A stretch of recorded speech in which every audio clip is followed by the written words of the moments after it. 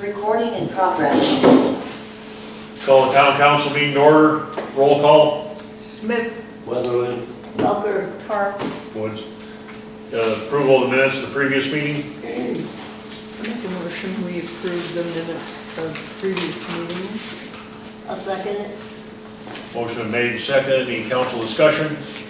Hearing none. All in favor, aye. Aye. Opposed? Motion carried. Next item is claims. Of course, first years here, some insurances and state fund and stuff like that we're paying. State fund was $26.54. Liability insurance with MMIA was $11,944. Audit, partial payment of the audit, $82. Election fee, $23.30.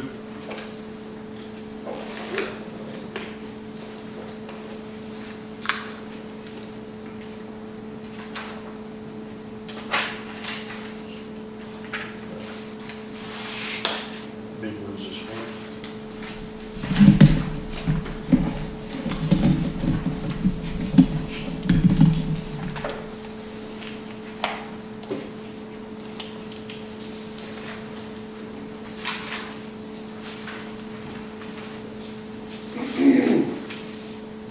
The porta potty was $300. That's 3 months for billing. It's a billing every month.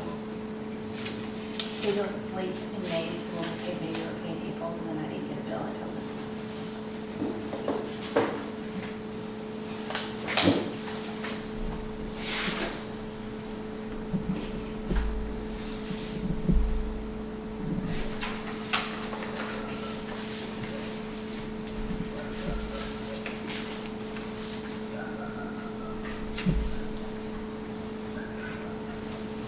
Motion to accept the claims. Second motion. Motion made, and seconded. Council discussion. Hearing none, all in favor, aye. Aye. Opposed? Motion carried. Financials, you have in front of you the May and June financials. I make a motion, we approve the May and June financials. Second motion. Motion been made, and seconded. Any council discussion? All in favor, aye. Aye. Opposed? Motion carried. Reports. I have been extremely busy this month with a lot of stressful stuff. Starts out with pretty much the whole month I've had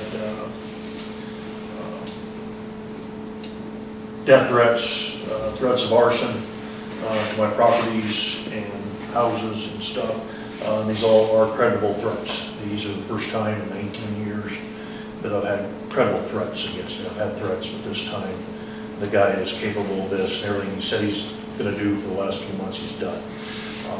My biggest worry is I have a young family living on my rentals. That's one of the big ones he says he's going to burn down. We're trying to do everything we can to get the guy some help. It's just the system is slow and hard. So stressed out over that all month. Sidewalks, we're in the final stages of that. We just had the last planning meeting. We didn't even call it a planning meeting, just organizing to go through where they're at. Finalizing everything, making sure all the paperwork's ready to go, making sure everything will go out to bid here this fall for next year's build. So it'll be next spring, summer will be the build on that. Sewer, we talked about last meeting. So we're coming in the final sewer plat should be done here like this week for the sewer-lagoons, the final build plat.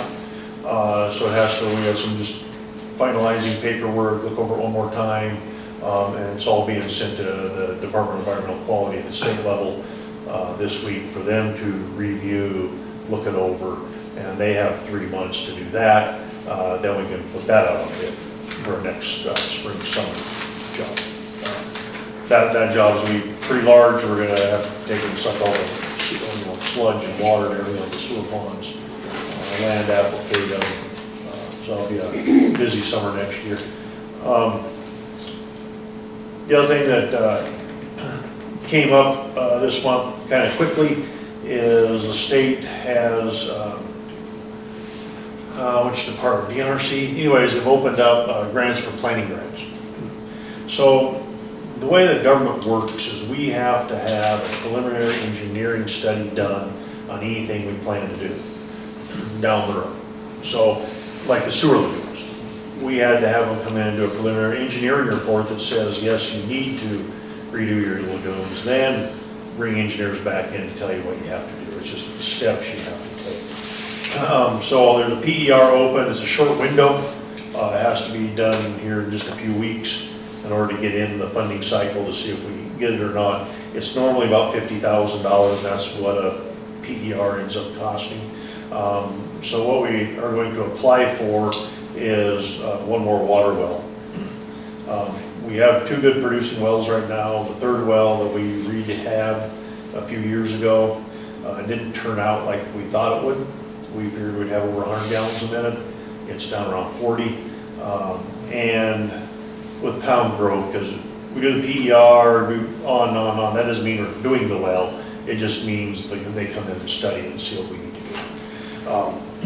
But just like the sewer lagoon project, we're coming up on over 6 years, and maybe it'll happen next year. So I mean, these are very long, drawn out. So in 6 years, where are we at for water and everything? And water is the biggest thing for the town. So if the subdivision did go in, we had a few more houses built, different things. One of the other wells starts maybe getting a little less water in or something. So looking at a 3rd good well is a good idea. So we're going to look at that. Where would it go? That's That. yeah. But my idea is somewhere around the school, Jake's Road, somewhere in that area. Wells have actually gotten cheaper on the city side because you don't have to have the building and stuff anymore with the new electronics, with the BFD pumps and all that stuff. Because they can put the well in, control boxes and stuff in a vault, and it can be done way cheaper than it used to be too. So you don't have to have the buildings and stuff. So it'll be interesting. But that's what they're going to do, is study all that with the PER.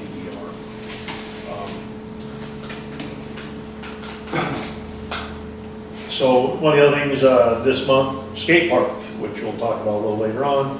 That was a very shocking day when the money man and the construction company showed up and said, we don't like your site. You have an hour to choose a new one. We're out of here. Thanks for the advance warning. Come to find out, they had been talking to someone at Tribal Lands. There was supposed to be a bunch of fill dirt put in there. There was a bunch of pre-stuff that was supposed to have been done a year ago. Come to find out, the lady they were communicating with and they thought was taking care of all that no longer works for the tribe, and that's where it got dropped. So that was part of the problem. So we'll talk about that a little later. But another one of those days and a few days of doing things. The other thing that, so they've been, the tribe has been doing a water study on the hot water wells in town. Where they're at, where that aquifer is, how that aquifer lays in town, how it all sits. And they've been doing that for a few years. They've had well monitors on different wells around the area, different things. Trying to figure out where the actual hot mineral water is and where it lays. It's kind of interesting because the bathhouse, of course, has the hottest and the most. Leslie is number 2.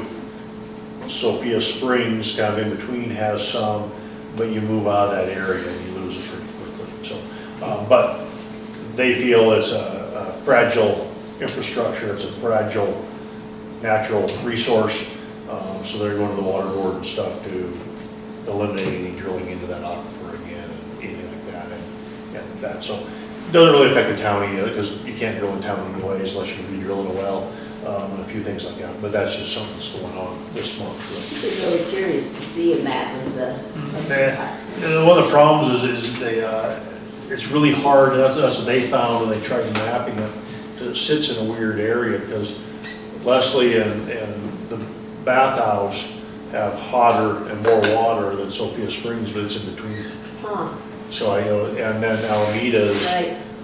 They don't. moved out, and then they moved out even further, and they don't have nothing. So so moving just a little ways and you're out of it too. It's weird how it sits. So maybe when they get more of that defined or whatever, may I ask that you send me some stuff, or maybe put some presentation on here. He might even come. And just talk about that, how they did some different things, and looked at different stuff, and flowed some water, and looked at it, so. So yeah, and this, and mineral water in here is different than hot water in the valley. That's completely different things. So it was it's interesting, but, so they're gonna do some stuff with that. So that's pretty much all I can think of on the mayor's side of it. Moving into public works, we had a major sewer plug up on the hill below the timberline. The plug was enough that it actually we had a sewer main collapse is what happened. So when that collapsed, the water actually forced up through the ground, was actually bubbling up out of the ground. Normally you see that with pressurized water, not sewer, but it had enough pressure against it. We started digging and our excavator was at its max before we hit the pipe, so we're 12 feet down is where we found the break. We got that dug up, we got that replaced, we did all that. That was a few days of letting the ground desaturate and a bunch of different things there, getting that cleaned up. Some you just don't know why that would have collapsed like that deep, you know, because normally you get collapses with things that are shallow and truck traffic over and all that. This is in a place where you can't even drive over it and 12 feet deep, but that's what it was, pipe collapse. So we had to replace a section. So it didn't have like roots or whatever? Nope, no roots, nope. Heavy, thick, good solid pipe, ductile iron connection, you know, then concrete after that, or tile.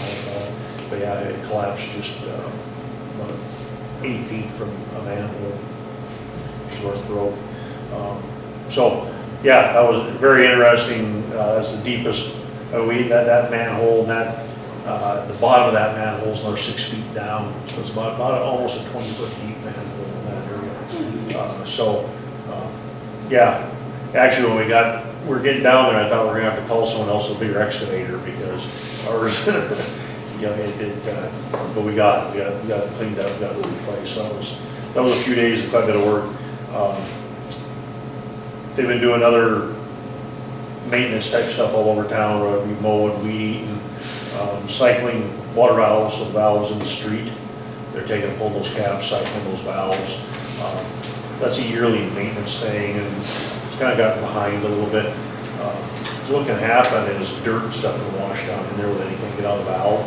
So that's one of the reasons why we pull every one of them every year, turn it on, turn it off, turn it back on, to lube the stem and stuff, but also make sure there's no dirt down in it so we can get on. So if you do have a water main break or something, you can go isolate that section of town quickly. Doing that, they're going to get into a bunch more maintenance type stuff. That was some of the stuff Durapatcher broke down, the loader had been broke down, we got all that fixed. So we're getting a lot of the equipment back up and fixed. Ford pickup ended up with a death shimmy. If you look that up, it's Ford death wobble. About 45 mile an hour to almost throw you in the ditch. What it is just loose suspension from snow plowing stuff on through the winter. Just beat it out enough. So maintenance type stuff, we've been busy with that, getting things going. The other big thing on public works, two of my public works, three. So three of our full-time public works employees. Dan Yuski resigned his position. He no longer works for the town. Dan has some horrible health problems.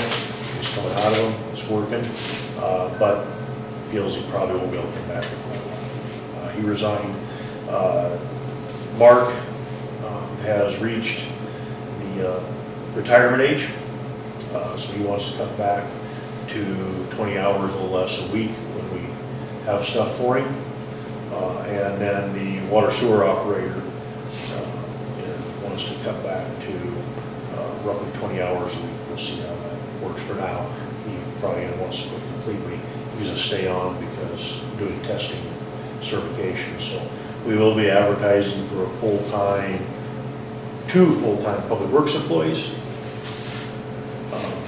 and one water sewer operator, full-time water sewer operator. So we will be advertising for them. Rowan has been hired as a temporary fill-in for Dan.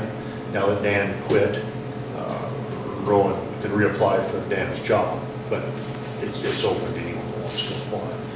So it'll be Dan's job, works, Mike's, obviously. He's a pretty good little worker too. For Yeah. Not being on board as long as he has. He's got some hustle to him. So the advertising for that, is that just local, does that go out somewhere, it's like how far? We probably won't go nationwide with it, we'll probably stay a little closer than that, but yeah, it goes out. So it No, goes it's- in the paper this week. I talked to Andy today, it's going in the paper tomorrow. Right. And then, I usually put it on Facebook, on Indeed, and at the job board, Okay. Job service. or job service, sorry, yeah. job So service. that goes statewide, or anyone can look at that stuff. So It's Just on the curious. internet, come to response and everything, so. You put out there, of course, minimum of 2 weeks, or until filled, a qualified applicant. Water sewer operator takes a little bit to be a water sewer operator. It's, you gotta be certified, which it's easy to do, and the fact is you can do it while you work and learn and go to some schools and get the training and do it. It's internet, books, stuff like that. You don't actually have to go to college for years or nothing like that. So it's easy that way, but it's not easy. It's, especially when you get a little older in life and you forget how to study and learn the stuff. It's, you know, a lot to learn about it. There's a lot to learn about, you wouldn't think there's a lot to learn about a sewer lagoon, but there is. Just something as simple as, you know, making sure your dissolved oxygen's at the right level so you don't have any smell. So you go to our lagoons right now and you think you're just in the lake pond. There's no smell at all there. But if those algae grow either direction the wrong way, it stinks bad. So, so those are some of those things, just so so we're gonna be advertising for that. So that was kind of a big thing that happened this month, just kind of bang, bang, bang. It seemed like 1 week was one guy, the next week was another, the next week was another. So that's how the month went. And also 3 water sewer installs. We're working on that. Probably 3 more new connections to the system. There's 2 already paid for, that are on schedule for next week. Yeah, and so we're doing them.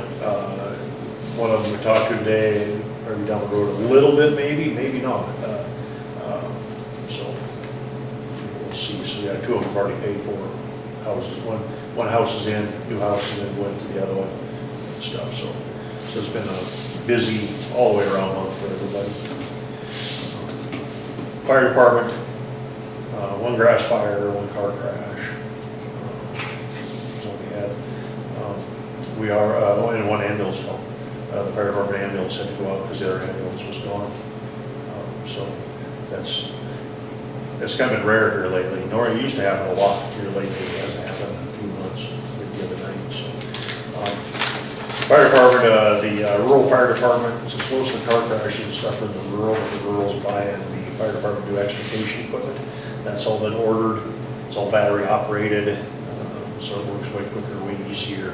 The stuff we have now has hydraulic pumps and hoses, and you have to hook everything up, and when you're in a hurry, it always seems like one connection gets hooked to the wrong connection and things don't look right. And so the electric stuff is kind of the way to go.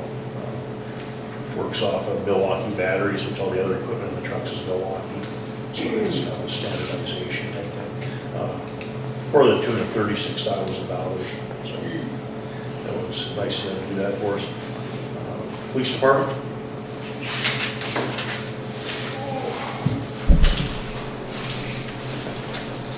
All right, July 4th, town-sponsored event. It was actually a really cool event. Fireworks was a great show. I don't know if all you were there, but it was pretty damn impressive if you ask me.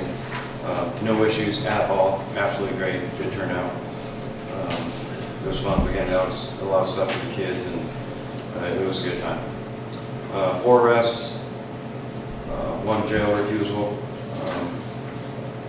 You know, and on that note, there's, you know, times I hear, you know, oh, well, you know, the cops don't do nothing, or they don't do nothing, or, you know, they just keep getting away with it. Well, there's a lot of things that play into certain things, you know, like with the jail refusal. You know, they have the right to tell us, oh, he's too loud, we don't want him here. So, you know, we're working to combat that, and you know, different avenues and stuff, including, you know, we've taken that individual to another jail, that was willing to take them. So we're doing what we can, but we can only do so much. Rick, you're right, duct tape. 9 traffic stops, 2 citations, quite a few town ordinances, dog at large. And then just a reminder, guys, with the heat, it's actually about to get hot again. If you look at the forecast, if you see a dog in a car or something like that, even in the bed of a truck, we approached a gentleman prior to me getting hurt a couple weeks ago. He gave us every reason why his dog was fine until we got a heat gun and the bed of his truck was 135 degrees. So it's they can't say something, they can't speak for themselves. So if you see something, say something. It's not cool to let dogs sit in the heat like that. Cats, monkeys, birds, whatever kind of pet you have. It's not cool. And then about 85 miles put on the bike last month. I know 85 doesn't sound like a lot, but when you're just cruising the streets of Osprey and see 85 miles is a lot to be on that bike. So that's about it. Any questions? All right. Thank you, Justin. Yeah, so one of the things that Eric had bought as part of July, and the police never had on these guns, just to educate people on, you think your dog's fine. There's another guy that likes tying his dog out on the pavement. Black pavement gets to be 135, 140 degrees. 145 that day we checked on the sidewalk. I mean, and that's, I have one of those laser things, I've taken it to market, because people keep bringing their dogs to the farmer's market, and that black asphalt. yeah, so it's showing education here to begin with, to show people this is why we're speaking up, is that this is what's going on. If So. you can't put the back of your hand on the street for 5 seconds, it's too hot for your dog. Oh, yeah. So, the other thing is this last month, one of the things, and Justin didn't talk about, Justin is injured right now. He got injured during an arrest of human trafficking. They had a girl. They were able to stop it, get her back to her parents, and get the guy deported. Yes. Yeah. So, It's actually, it was pretty wild because I've been to quite a few human traffic trainings. Quite a few actually, some of them more than once. And to actually see one of the tattoos that you saw in your training on this little girl's neck and what it actually meant was just wild to me. It was just crazy to see it in real life. So you just never know, we're a small town. So again, it's one of those things, if you see something don't look right, say something. that's the big thing, is everyone thinks it doesn't happen here. Well, it does. We had a couple And the perpetrator ended up being a legal alien, so ICE came and got him, he got deported. How can the average person in town get some kind of training as to what to look for? Actually, we're on that. Yeah. Okay, all right, It'll be coming. okay, good. Okay. Clerk? I have a few things. I am working on the audit. We're hopefully getting to the end of it. They've got, they still have to come do their in-person visit and do some finishing things. She's hoping to have it finished up by the end of August. That's our 24-25 audit. So we'll be having that show up. I've been talking to Magda. We're working on a schedule to get the AFR started for 26. We are working with Morris and Merrily on the sewer-lagoon project, which is probably going to require an increase in the sewer fees. So we'll be working on that fee schedule, and that'll be coming to the council. Everyone should have gotten by now a lead and copper letter in the mail. If you did not get one, give us a call if you live in the city limits. If you got one and you have no idea what it is, we still have to have it, or he has to keep coming, he has to keep sending them and keep showing up until we get one from every single house in town. So if you don't know the answers to the questions, literally put your name and address on the paper and write, "I don't know," so that he can get a hold of you and he can come to your house and he can help you answer those questions. State's requiring us to do it, so we have to do it, and so throwing them in the garbage isn't helping us at all, so don't do that. That letter came out a long time ago. It did, and we're still, Oh, I had no clue of yeah, mine. he had to resend them again, and then he will be resending them again to the people that are not turning them in. So it is important that you get them into him. It just creates more work when you don't, and we have to, pretty soon he's gonna have to start knocking door to door to get them. Is that a yearly thing? No, it's just a one-time thing, but we are not getting other responses. And then they give us new guidelines for what we have to do with it, and then we get new deadlines, and it's a thing. But he can answer questions better than I can. So if you have any questions, give Mike a call, send him an email, whatever, and he's happy to answer. But please bring those letters back. And then the last thing is, we do the town cleanup May, June, July, and August for picking up branches and stuff like that.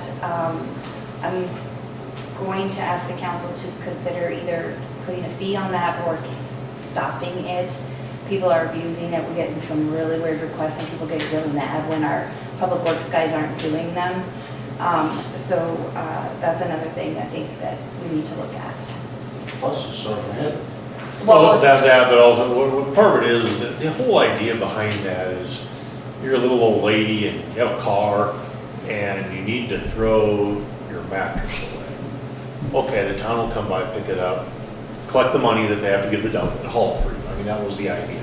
Or you trim your branches in your yard, and you don't have a pickup, and it's, that's what it was meant for.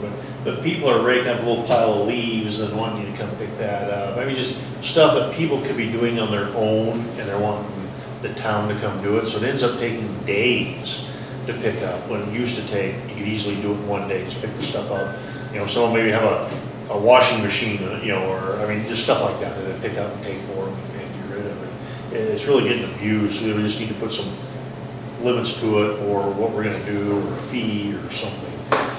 And then what's interesting is some of the people have pickups and stuff, they can haul it themselves, but they just, Dan town will used come to and go get it. above and beyond. I used to watch him when he would rake and clean. It's like, just pick them up, throw them in the truck. Yeah. That's all I need. Well, we've had, on occasion, recently, a pile that has had to have been there for 1 or 2 years, but they just keep adding to the pile, and it's actually got branches and stuff in the bottom, it's got dirt on top, and it's growing grass and weeds out the top, and they were upset that they didn't pick it up. And the boys said that they didn't even realize when they went there that that was what they were looking for. They didn't realize that was the pile, because it literally looks like a mound of dirt and stuff with grass growing on it, like a hill, like part of the yard. So it's just kind of starting to be a problem. I mean, I know it's a service that we were offering, but it might need to be a paid-for service at this point, because it's kind of being... Or maybe you just need some education. And or restrictions, Yeah. Okay. Yeah, it's be dark clear, this is what Back we to do. what it was originally meant for, Yeah. was when people don't have a way to haul something, we would haul it for them. I mean, that was, But if you can manage it yourself, where do you get it down? Said like just willow branch breakage, that kind of thing, not like lumber or anything, but for a kind of person. Then why don't you just take it to the correct place, where can a person? If you get a hold of us, if our guys are available, we were letting people go throw it in the burn pile until people started, something's okay until somebody abuses it. We go out there and someone had thrown a bunch of trash in with it, so the guys had to undig the pile. yeah, so and pull all they of picking the out garbage household bags trash. on a mattress and everything, so now they spent 4 hours out there. Yeah, so Yeah. we can't take big stumps because it just takes too long for our guys to burn them. They spend too much time on them. And then household trash is not part of this cleanup. That's not what these guys are supposed to be doing. And that's what a lot of people are doing. We did come up with a fee last year or last fall for big trailer loads of branches, and that's working really well for the guys that are doing it. They'll come in, they'll give us, their money, and then they'll meet the guys out of the pit. A couple guys are doing it kind of regularly or being really polite about it, and it's working really well. So we need to come up with a better way to handle it, because it's creating some problems, and I got yelled at today because they didn't pick something up and they had no idea that they were supposed to, so. I think starting with education first, because I lived here for several years before I even knew that was a service, so it's not well known, and I think either on the website or somehow, It's pretty well known. If you see the lists every month, a lot of people know, but yeah. But obviously they don't, because they're giving you things that should be, so I'm talking about educate what you will pick up and what you won't. I mean, I always think education first before we go immediately to charging. Yeah, we need to get back to what it was originally meant for. Yeah. Yeah. It's the easiest way to do it. Yeah. Would there be a way of maybe having a, best place to put it, but just a poster that says, this is what the town will pick up, that the town won't pick up? Or when they call, get their name on the list. We don't pick up unless your name's on the list. Yeah. It's just to give them the information then to us, hey, we're only picking up this stuff. And we're pretty good about telling them when they call if it's, yard waste. But, we've had people put a pile of dirt, like clean out their flower boxes and put a pile of dirt on top of their branches and want us to take it all. And we're not, that's not what we're doing. We're just taking the branches, so it's. Right, for prunings. Yeah, exactly, so. Okay. Library? Services to the public, book discussion will be August 13th at 3 p.m. The book is The Book Club for Troublesome Women by Marie Boston. There will be a 1-hour Realms of Resonance Singing Bowl session at the library Monday, August 10th at 11 a.m. Angela's doing this event by donation. She's bring your donation and kind of in the tradition of pass the hat like the Signs has done through the years. Bring a chair, blanket, pillows, etc., whatever makes you comfortable. Books and Church Kids will be at the Farmers Market on Saturday at the park from 10 a.m. to 2 p.m., weather permitting or smoke permitting. Collections, the Summer Make an Offer book sale is still going on. This will be the last month, and then the books move on to other locations. Technology, nothing new to report. General administrative business, the Friends of the Library purchased the library a new coffee counter and a new copy machine. The library board meets at the library Wednesday, August 19th at 5 p.m. for their monthly meeting. Stats are pretty good. New patrons, 3, walk-ins, 409, computer users, 160, wireless users, 57, just inside. Children, 142, prints, 837, and copies, 136.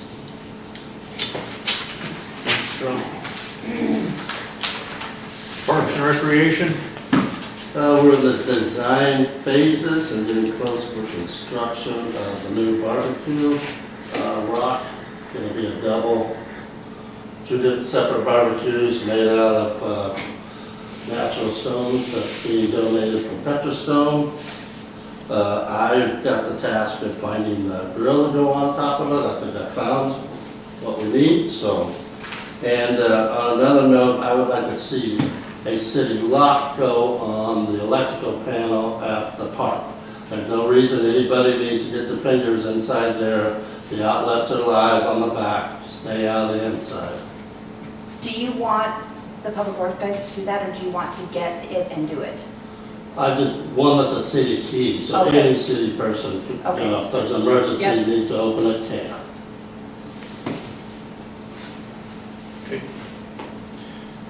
Zoning compliance, of course, I love it every day. Trying to figure out where their lot lines are, and it's the easiest way is hire a surveyor. He will show you. Power poles are not the answer. Looking down at the neighbors is not the answer. You know. Existing fence is. Yeah, that's, so anyway, a few of them, actually one today, and he's like, no, well, the power poles must be close. No, it might be way off. You need to know. They talked to a guy about an RV park, and some other stuff he might want to do, so, some of that goes to be hooked up to city water and sewer. Be a small RV park, like 4 or 6 units or something, but that is one of the things the town lacks. We do not have an RV park. The RV parks are all running by the month. So if you wheel into town, you can't spend the night. No place to go. So this guy's not going to do that. He's I thought that guy in the corner was gonna do something, the one that switched his lots from this way to this way. He's building He's gonna build cabins. cabins. Oh, It's still gravel too. right. A year Oh, I later. know. Okay, I kinda thought that's what he was planning to do. No, he took out the RV. Right. He took out all the RV But he did the same thing. I mean, when he originally came and was doing everything and talking about it's for overnight camping. Right, well, and that's then what I thought. Instantly, he was rented by the month. They were all full by the month, you know. As that seems to be, all the RV parks around are that way, where this guy is wanting to put one in so you can come stay a couple days and it's an overnight RV park. Well, I thought at the posting of this council meeting that there was gonna be some conversation about people that maybe are just, they have a camper or an RV and they park alongside the park on. We did that, we had a public meeting at 6:30 on that. Oh, so what's the deal? And in a nutshell, I didn't, You can't do it. what? We'll talk about that again here. We'll Okay. talk about it again later. Okay. Okay, and that's it for zoning compliance. Move into new business. New business will be the first reading of ordinance 1216. Ordinance 1216 is the camper ordinance. I already lost 1216. Ordinance 1216, an ordinance of the town council of the town of Hot Springs, Montana, regulating overnight camping and use of town parks and public property, providing for the park use permits, establishing insurance and sanitation requirements, providing for enforcement, and providing an effective date.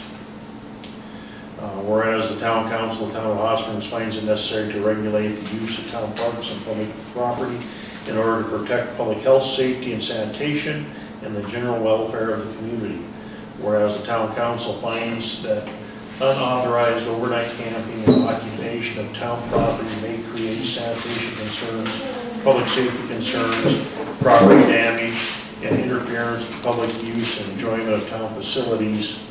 And whereas the town council desires to allow organized and improved community events and activities through a permit process while preserving and protecting town property. Purpose definitions: park hours, 11 p.m. to 5 a.m. Prohibited acts: no burning, no camping, no erecting tents or shelters, no person shall leave personal property without getting a permit for the use of the park. Sanitation maintenance requirements: if you do use the park, you have to have proper sanitation maintenance requirements. If it's an organized event, you have to have insurance of $1 million per occurrence with the town named as the insured, and enforcement penalties. So yeah, there what it is parking on public parks and camping overnight. You have to get a permit. Or if you do a large event in a park, in any of the parks or on public property, you have to have a permit to do that. Well, to me, the thing I noticed is a lot of things that we used to have that don't have anymore, which wasn't necessarily under the umbrella of city, but up the Y, you know, in Marble, Manfred, maybe beyond. They had, for RVs, they had a dumping spot. So I was parked, you know. We will not have a dumping spot. The little bit of, I know, but used to have one, not the city, but, you know, because at one point in time, long time ago, not that long ago, city, the council was talking about, well, if you have 15% of your income coming in from tourism, you can be a tourist town, but, you know, so I ran into this guy and he was going around the curve, that little bit of the road, and he was kind of being vigilant, standing at his cattle guard. And he said, yeah, he said some RV guy came in here and dumped everything. Meaning there was nothing, there was no place. I mean, you know, people come here because they, you know, but maybe we just put a sign up saying, we don't want tourists, we don't want anybody overnight, we don't want, you're gonna have a place that just go away, you know, if, and I'm not saying that it's a city's thing, I'm just saying the declining amenities, like. I thought Ufta had a thing where people, that he did dumping. Well, he has porta potties. I know, but I thought he did something, Didn't he have some, where people could do dumping? Oh, okay. I was thinking I heard that. So one of the things They'll that, come and suck your RV tank out. Right, well, yes, they'll come yeah. do that, they'll suck it out. Right. But they don't have like a dump spot where you. Right, can- yeah, but they had, yeah, And we used to have, you know, one point in time, Hot Springs was, Hot Springs City Park was where Sanders County seniors all convened for their annual picnic or semi-annual or every three. I don't know what they're doing because they haven't been here since. Right, so part of the problem is times have changed. And then we have insurance company that we buy insurance from, and they say we have to do this. So we have other ways of pushing us. And then having people just come and stay in the park, that creates problems for other people. No, this is just like Sanders County seniors, and one of them was looking at the gas station with a car wash and everything. He said, oh, that's how you know this is a class count. They got a car wash, and I said, yeah, but there's no water in it. Pretty soon there's no vacuum, there's a lot of amenities that it just seems like we used to be worried about gentrification. And now I'm thinking ghettoification and I don't know. I have some As a good capitalist society though, Mary, you could do that. You I could put don't in a have a vacuum or a car junkyard. wash. I don't have a junkyard with cars that have all been dismantled, and that's right. So if it's on private property, you can do that kind of thing, even though I think there's an ordinance. Let's pull back a little what we're talking about, Okay. Mary. We're talking about ordinance 1216, about Okay. overnight camping at the parks and use of the parks. Mhm. That's what we're talking about. Anyone have anything else they want to ask about the ordinance? This is the first reading. There'll be another reading next one. Do I have a motion to approve the first reading? I'll make a motion, we approve the first reading of ordinance 1216. I second the motion. Motion made and seconded. Any council discussion? Hearing none, all in favor, aye. Aye. Opposed? Next item is preliminary budget for fiscal year 26-27. We had a public hearing on that at 6 p.m. tonight where we went through the budget. The budget is available for people to look at. It's not finalized yet, this is the preliminary. Do I have a motion to approve? I'll make a motion to approve the preliminary budget of fiscal year 26-27. I'll second that. Motion made and seconded. Any council discussion? All in favor, aye. Aye. Opposed? Motion carried. Next item, generator well 1. So we've talked about this for a couple of years, is putting a standalone, wired in, ready to go generator at well 1, so we have lengthy power outages, we can still put water into the system.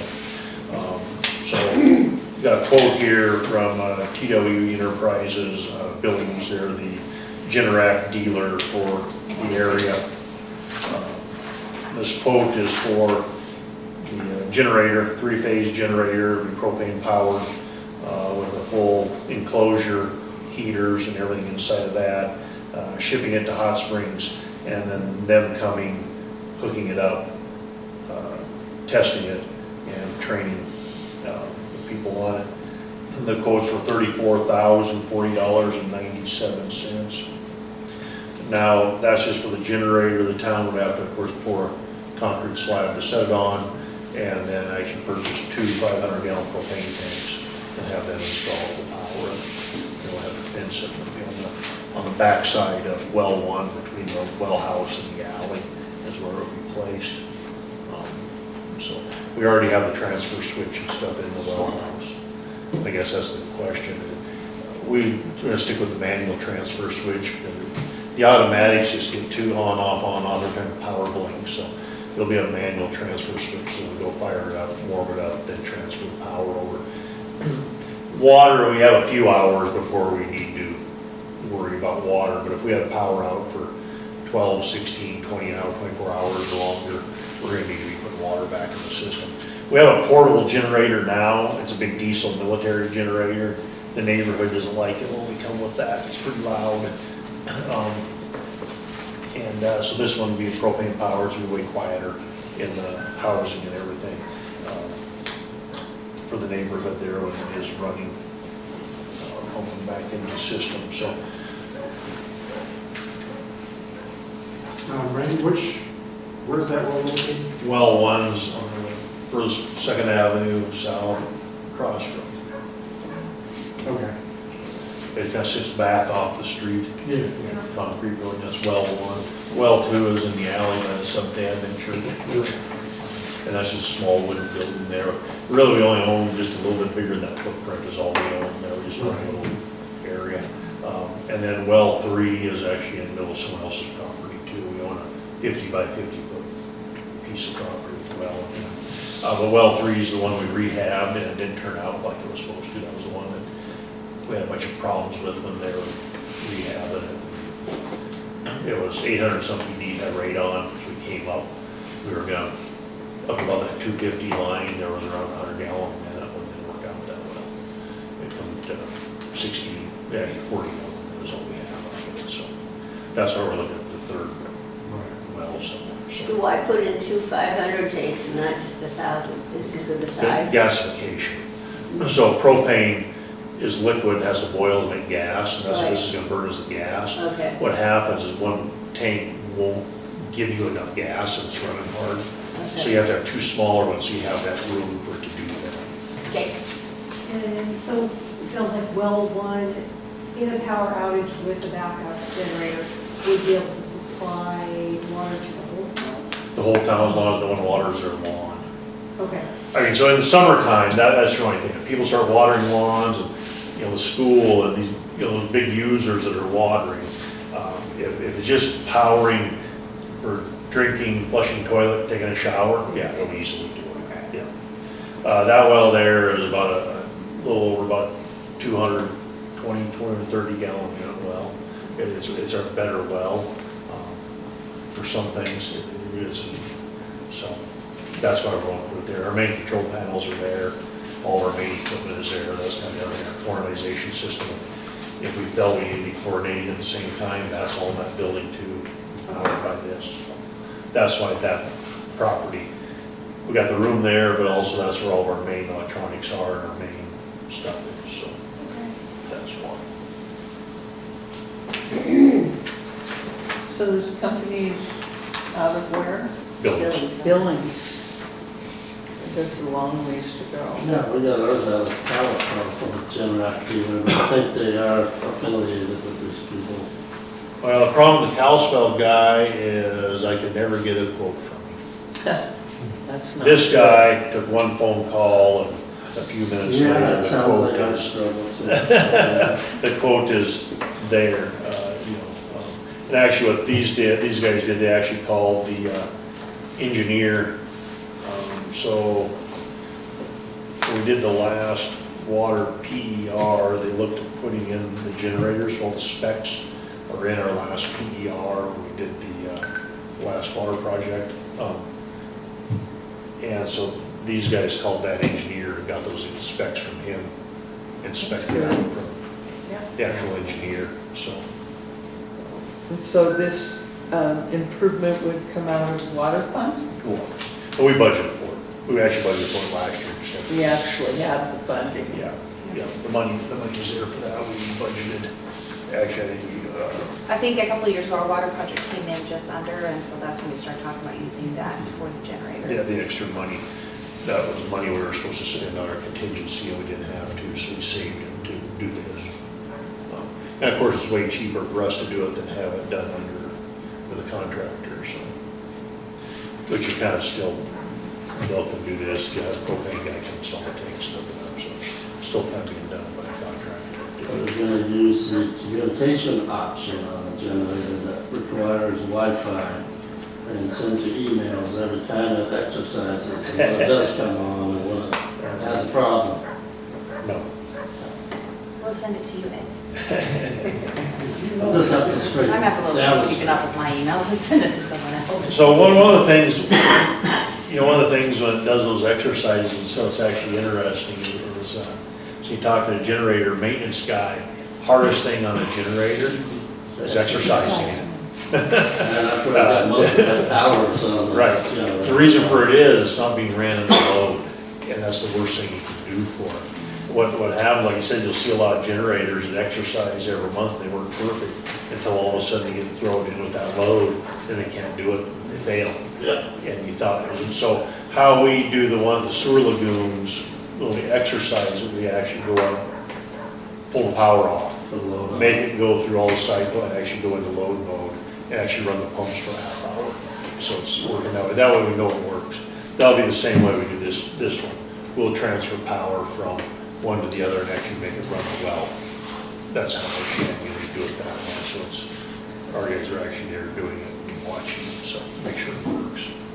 So, But you're not putting it on a treadmill. bunch of little mice.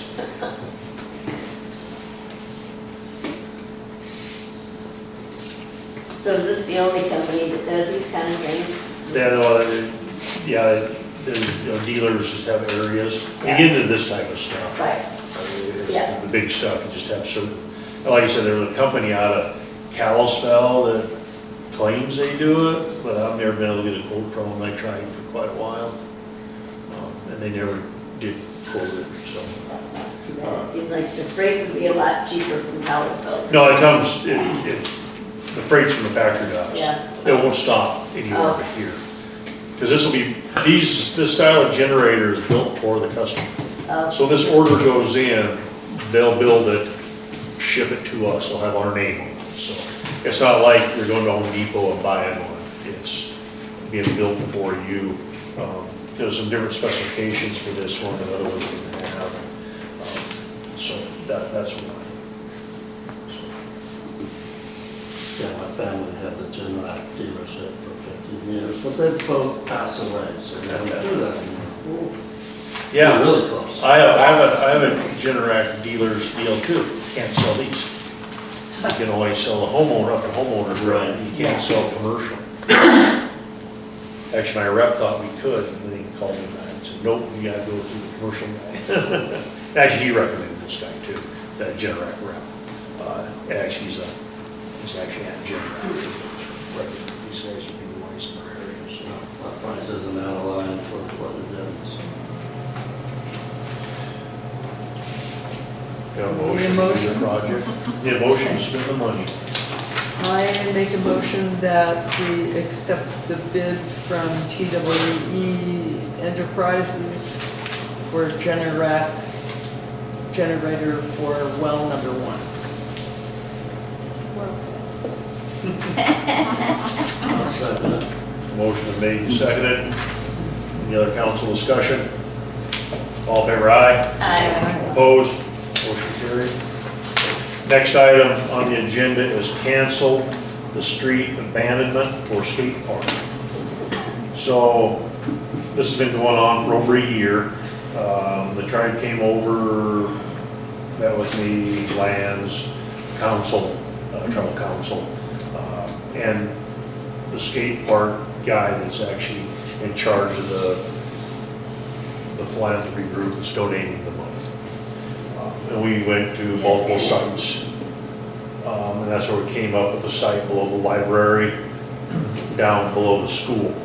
To do that, we had to abandon Central Avenue and then donate that property to the tribe. So the tribe owns the property, they're gonna build a skate park, but then they'd be responsible for maintenance, liability, all that stuff. So that's why that was being done. They come up with a plan, they're gonna do all these things. So in the meantime, the town and the school, and I was kind of legs on the ground here, is that the town to abandon Central, went to the school, got them, once you abandon a street, property owners on both sides inherit that chunk of street.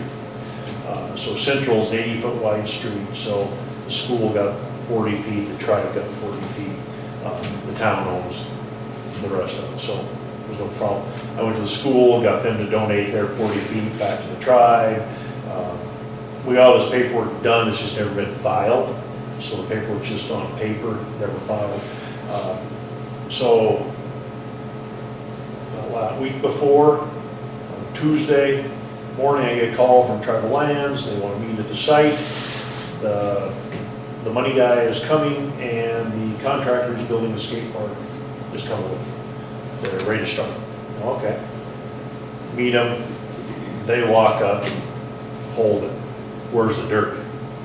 Come to find out, they had told someone in Tribal Lands they needed 6 feet of fill dirt all in that whole area, all that he brought up with fill. And that was all supposed to have been done like last fall, late summer, fall.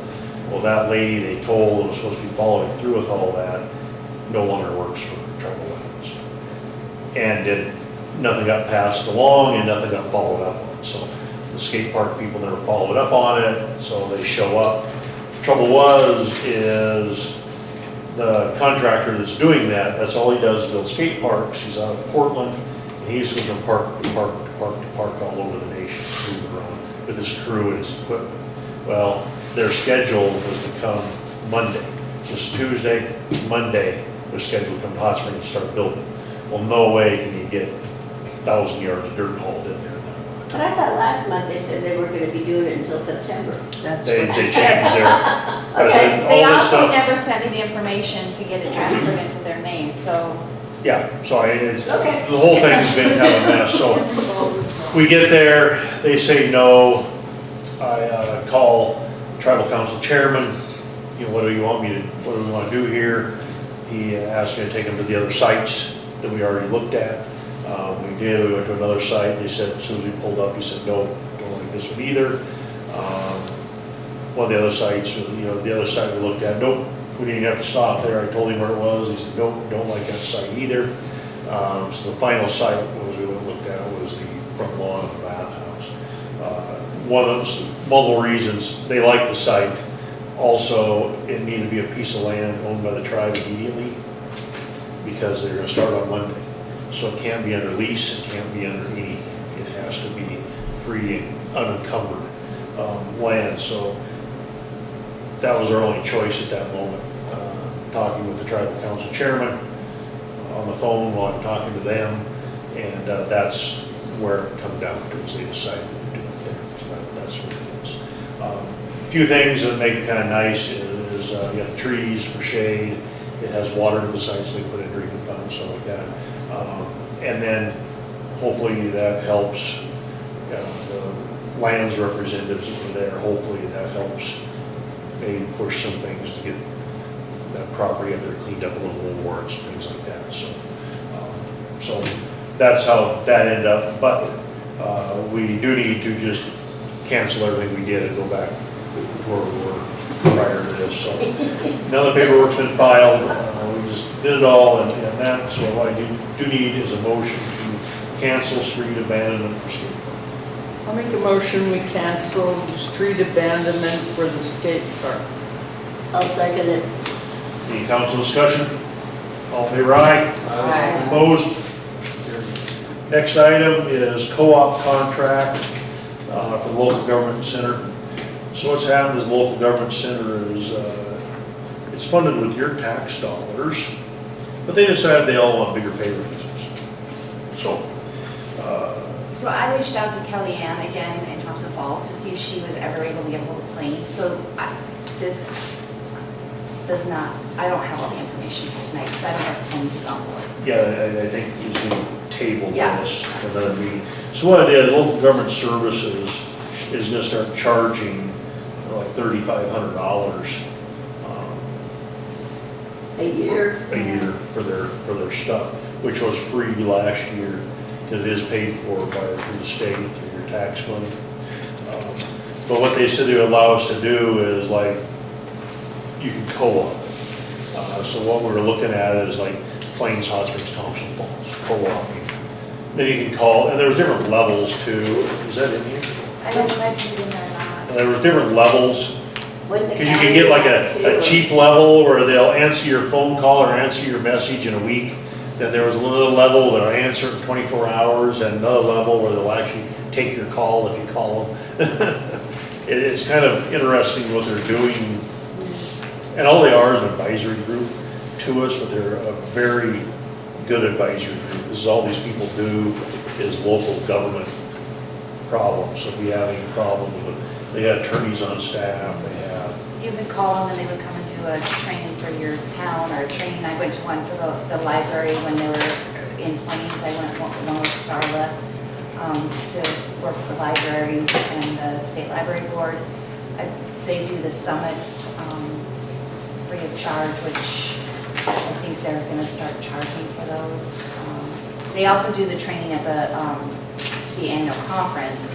That one we pay for, but they do that also. But they do all kinds of stuff, and then they answer questions online, send you stuff. We do use them quite a bit. So this is, we just waiting to hear from Plains? Yeah, well, So yeah. the county's not part of it, or they use different services? You have to be small, yeah, it's up to Okay. 3, I'm trying to remember, and like I said, we tried to get over Kellyanne again too, but it's up to, I think you can have up to 3 co-op, but it's for small Small. entities, yeah. They kind of, so like Sanders County's got to be their own, they can't go Yeah. with anybody. Like Missoula, Kalispell, they have to be their own. It was, Yeah. they kind of did it for like small towns to be able to make it cheaper. So that's what we're looking at. Okay. But I'd ask council to table, saying a motion to table. I make a motion, we table the co-op for the local government review, I guess it is. I had a question, but no, it's. Have a second? escaped me. I'll second it. And then Leslie's question. No, I can't remember what it is now. Okay. Anything? Nothing? Nothing. Okay. All in favor, aye? Aye. Opposed? Okay. Next item is Parks and Recreation Board appointments. We advertised it through the month and we, I think actually we need 3 people, but we got 2, so we can start there. Is it just you and Crystal right now then? Me and Justin Kiefer. Oh, okay. But we can put, make Crystal. Well, she was when she was on the council, but she, Yeah, I don't know what We- happened. Yeah. She And stopped then coming we to had- meetings, but she sure could be back on again. And then we That's had what Michael. happens when you don't come to a meeting, you get appointed on board. yeah, we had Michael Howard and Shanard and How Josh often and do you Ed meet? and Crystal, I think are the 5. When need be, What? when needed. Oh, when needed. So, got 2 applications. Jackie Evans, applied. Very nice. Right up, and good talking with her. And she's excited to help Ed with the splash pad. Well, it's gonna be nice. Can't afford a splash guy. And then the other is Daniel Rhodes. So I'd like to appoint Jackie Evans and Daniel Rhodes. Daniel Rhodes lives in the tiny house across from the shop there. Oh, I just met him. And nice guy. Yep. He's been there for a few months now, and he's just trying to help out town any way he can. We were sitting, having a drink and stuff And, with a so- group of us, and he said he wanted to know what he could do to help the town. I said, come and see me tomorrow and apply for the Parks and Rec board. So anyways, he came in, and so the 2 I'd like to appoint are Jackie Evans and Daniel Rhodes. So I have a motion to appoint those 2 to the Parks and Rec. Make a motion, we appoint Jackie Evans and Daniel Rhodes to the Park and Rec Board. I second the motion. Motion made, seconded. Any other discussion? All in favor, aye? Opposed? Motion carried. Any public comment on non-agenda items? Yes. The very high grass just to the south of town. I hope that we're on good terms with the reservation. What can be done about that? Nothing. It's privately owned, or I mean, it's tribal trust, which means it's controlled by the federal government with a okay of the trustee, who was Marvin Borjo. So really nothing. It's a bomb. Contact tribal lands and ask them what you can do about it. Kansas Tribal Trust, Oh. lands, it's federal, BIA. It's a bomb, what do you want? We have, that's one of the things, I guess I should talk about in the fire report, is Spokane, fresh in everyone's minds. I can drive you around town and show you all the houses are gonna burn if that happens here. And I'm gonna tell you right now, the fire department isn't going to try and put that house out that's on fire. We gotta try and protect the next house from burning. That's what most people don't understand. The one that's already on fire, we're not gonna touch. We don't have the water, the manpower, the trucks, none of that. We gotta stop it from getting the next house. So you have to make your house defensible. And driving around town is pretty interesting. Brush, trees, then you have leaves in the eaves, leaves sticking out of the gutters, tall grass in the yards, decks. You don't think a deck will catch fire? So on Spring Street, those Russian olives that burned a few years ago, the deck caught on fire a block away. I mean, that's how that stuff works. So wooden decks are actually not a good thing to have on your house. They have cracks and stuff in them, so the zimbers fall in there, and they're kindling dry with some good oil. They burn quick. So those are those things, you have to get your house to the point it can survive that fire. The fire department is not gonna come protect your house. It's going to try and stop the fire from getting the next house. It's just the way it is. We don't have enough equipment, we don't have enough people, and you're not gonna get the people, you're not gonna get any of that. Grasses, there's just a lot of things, you go to the Firewise websites and read, and everyone thinks it's the people up in the trees. Well, look what happened in California, LA, and that was just high winds, that burned hundreds of fancy homes. And that's what happened in Spokane, high winds, pine trees, brush. Shrubs right up against your house, wooden decks with patio furniture and stuff on it. That's what does it. It's, a lot of people don't, underneath your decks, if you look underneath a lot of decks, most people don't clean they got wood stored under there, or old cushions for their chairs, or my favorite is firewood stored under your deck. What do you think the house is gonna do? Or start right next to your house. So these are those things that, underneath your deck should be a non-combustible thing, it should be gravel. There's just all these things, and people need to be more wise. That's up to you, the homeowner, not up to anybody else. You need to protect your house. And you can see that when you look at those Firewise videos. A lot of times you'll see the devastation, these houses burned down, and right in the middle of all this is a house not damaged at all. But, it had, stucco or hardy panel siding. It had out 3 feet or 4 feet was, a non-combustible surface, around the flower beds, around the edges, its eaves were all the things you do. It had a composite deck instead of a wooden deck. It had, all these things, but it didn't burn, all the houses around it did. So, those are some of those things, just to watch some of those videos and see it. It's a horrible thing, horrible. But we're getting high winds, and you get that fire, and it's hard to stop.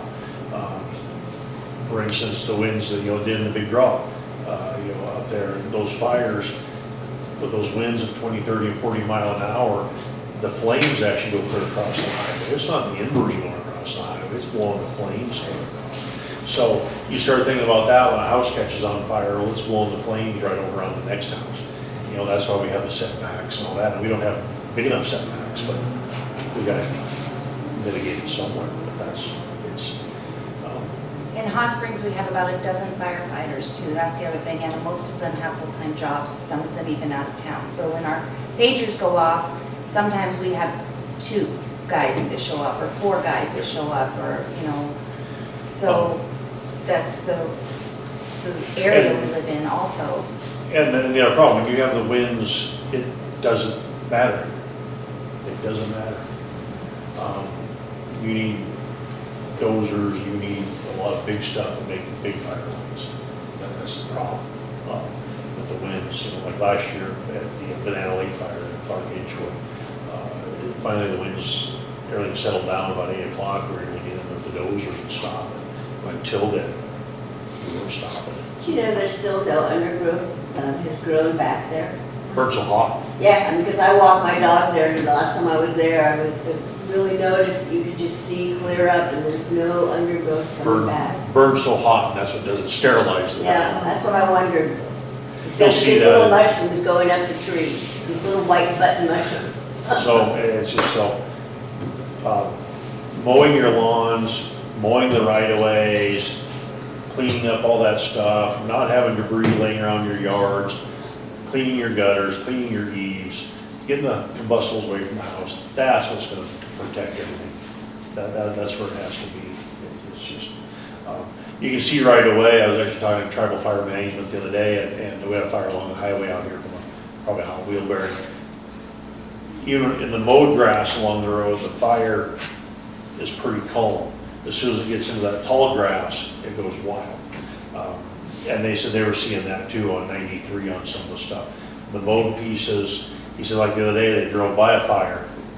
It already kind of just went out on its own in that mowed grass.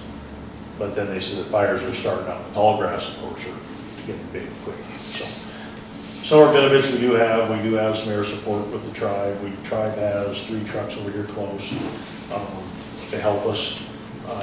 But that's from like 2 in the afternoon till 6, 7 o'clock at night. It's not all day. And they're only over in this area for a short period of time. We can't get aircraft quickly, but if we have high winds, we can't have aircraft. So the tribe has single engine air tankers that they can come in with. They're based in Roman.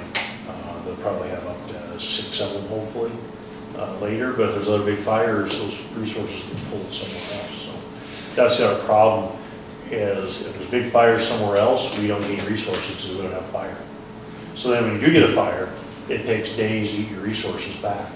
So that's the other problem with it. So the best defense in town is cleaning up your property and convincing your neighbor to clean up his. That's the best defense. So. I have a question. Is there talk about trying to annex Camas? I keep having Yes. people asking me about Yes, that. I tell people all the time. There is, Well, that's what I've been telling them, that I haven't heard anything, but people keep asking me, Let's and get they're it. actually gonna start doing a petition to say they don't wanna be annexed and It so. will be, when it happens, it'll be a forced annexation. and we'll have to. And do it'll what be they done want, by the so- tribe. The tribe will force them. So what's gonna happen? But I mean, because- is there any talk about that right now? There I is don't know not. what's gotten these people up, but they all. Well, contact me. it's camps. They're a bunch of radicals up there. No, So just the guy that here- blows his horn at 8 o'clock every night. Here's the problem with density in sewer systems. So what is the world's greatest resource that we all have to have? Water, What contaminates the water? sewer, all those.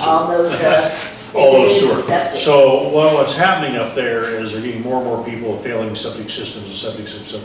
The other problem with it is septic systems are different than they were in the 40s. Yes. As today is because our bodies take in more chemicals, we don't break them down, we pass them on.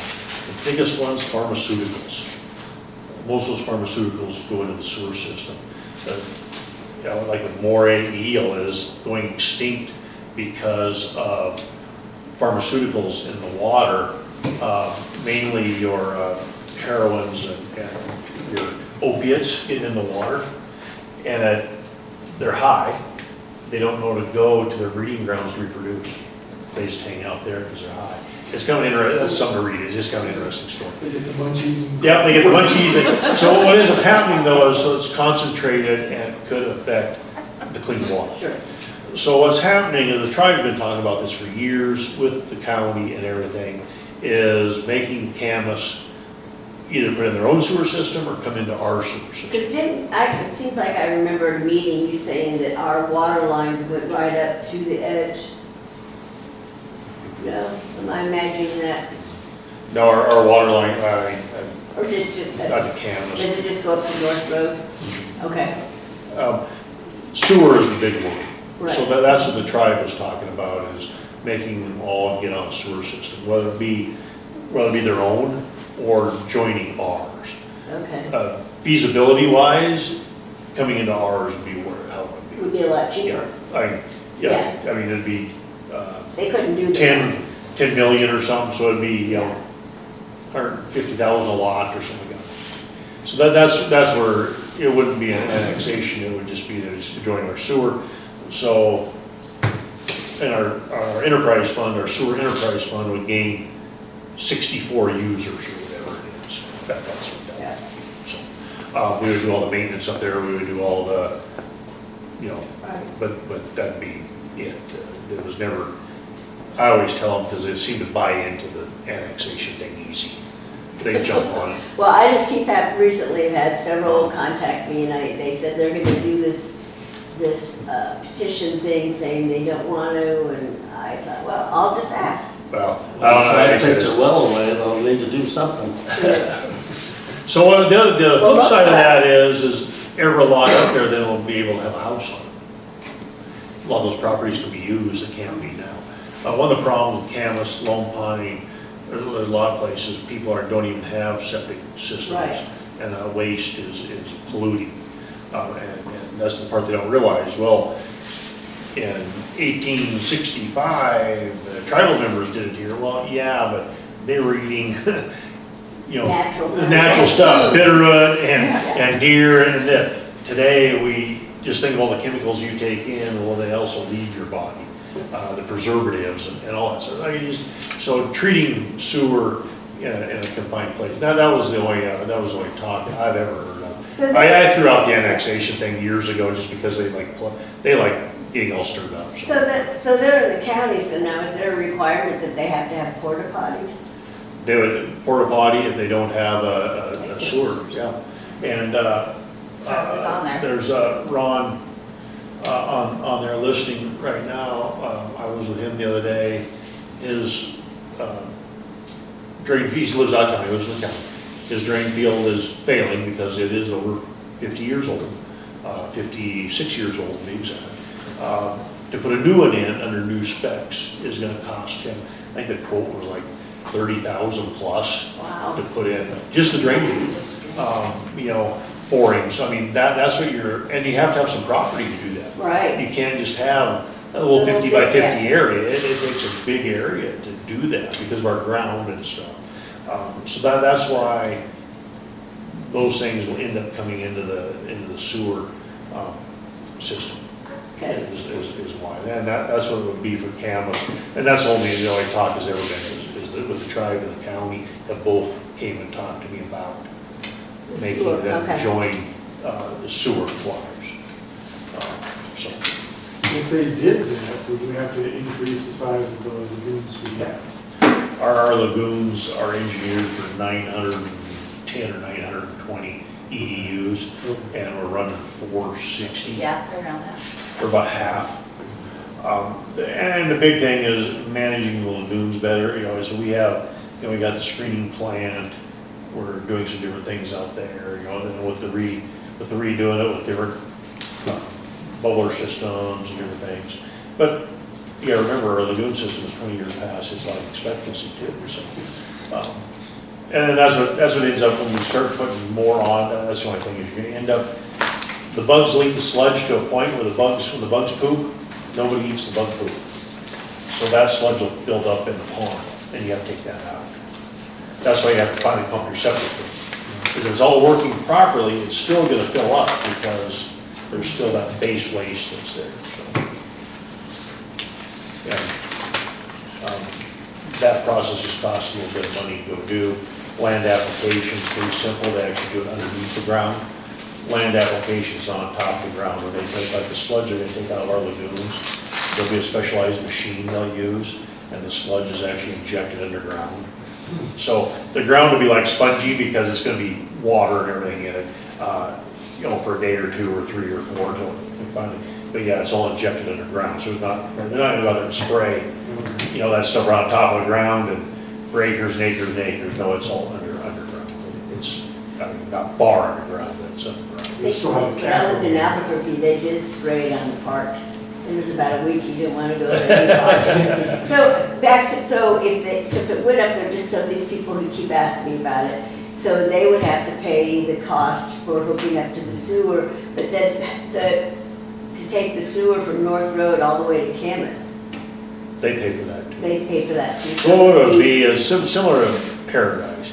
Is what they'd do is they'd do a special improvement district. Okay, They'd take the whole thing, the engineer would come in, they would do all that. And then what they would end up doing is putting it on their property taxes as a special improvement district of $1,000 a year or whatever it is. It'd be just like the stuff we do, it'd be like a 40-year Right, note okay. on it. I mean, it won't be, they don't have to come up with thousands Right. and thousands of dollars. And then in doing that too, you never, I mean, that, something like that, they can get grants for, I mean, you know, and then whoever's sponsoring it, you know, if the tribe's doing it, maybe they'll get a grant to do it, maybe it ends up costing them nothing, you don't know, except for the monthly fee after that, you know, the $30 or $35 or whatever the fee would be. But so, I mean, but environmentally, it makes, I mean, that's like, oh, people are a little along the cardboard that every one of them have in a septic, it's like, it's, For a long flathead lake. yeah. I mean, this is, and then back, like I said, is that every lot becomes available to be used too. Now, you know, some of those people out there can sell off 2 or 3 lots too to someone else if the house is on. Because then you can use every one of them. Water will be the next thing, I mean, they're drilling wells and stuff, I don't think it's about water. We could give them water too, that was never the top. The top was the sewer. Just the sewer, okay, thank you.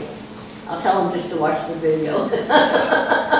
Watch the EL video and see Watch what they're this one and doing. then they can hear it all. I don't Yeah. have to try to remember and repeat Yeah. it. Go to the end.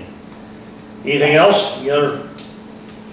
Just a question, why, I'm just curious, what did the tribes claim, or the tribal chair, Robert, that, that was not a good site past, I think it was down past the library, and then there's Big Field? Why did they say why? Yeah, there was no dirt there. It had to have filled dirt. The contractor wants 6 feet of dirt filled in there. The Oh. bowls have to be up out of the ground so they drain. He didn't want to dig them in because then they fill up with water and stuff. Yeah, because it's kind of a swamp back there. Right, so there was supposed to have been 6 feet of fill put down there and it wasn't there. Yeah. Well, it sounds like it was a good move to go to higher ground instead Yeah, of driving. it'll be fine. Yeah, someone said, well, the kids will have to walk all that way. And I'm like, well, I walked there to swim in the swimming pool. Because the swimming pool was right there when I was a kid, so that's where I walked every day, it was swimming. You know, so. That's the part, regardless, so. Any other public comment? Hearing none, motion adjourned. I'll make a motion to adjourn. Tell us how you really feel. Do I have a second? I second it. All in favor, aye? Aye. Ah.